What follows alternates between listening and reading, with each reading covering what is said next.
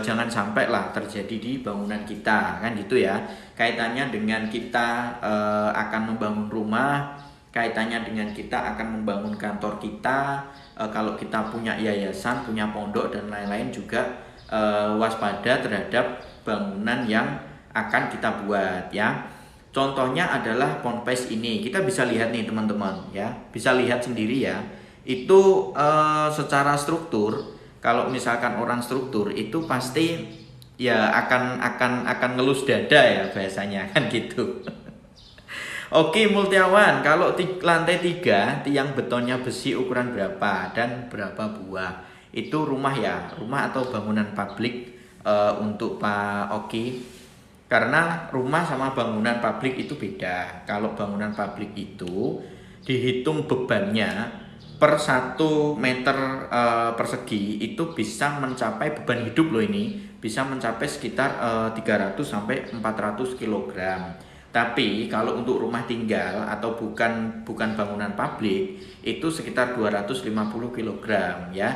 Jadi beda kalau misalkan rumah sama bangunan publik. Oke, untuk rumah kolom kalau lantai 3 itu betonnya begini Pak. Kalau betonnya itu kalau misalnya rumahnya lebar, betonnya menonjol itu pakai ukuran sekitar 30 kali 30 bisa.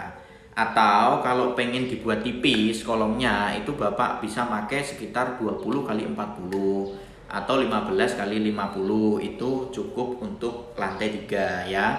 Kalau untuk rumah, hitungan beban hidupnya itu memang tidak segede bangunan publik seperti mall, seperti yang kita saksikan kemarin ambruk itu, seperti pondok pesantren. Nah itu memang beda hitungannya dibandingkan dengan bangunan rumah ya. Mudah-mudahan bisa menjawab ya Pak siapa tadi?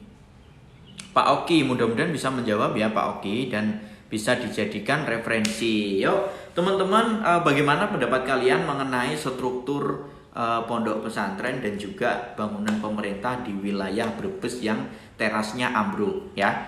Kalian bisa komen, bisa sharing juga, bisa kalian kaitkan dengan apabila kalian pengen membuat rumah itu bisa kalian tanyakan strukturnya aman apa enggaknya, strukturnya ukuran berapa, pakai besi berapa, itu teman-teman bisa tanya-tanya ya.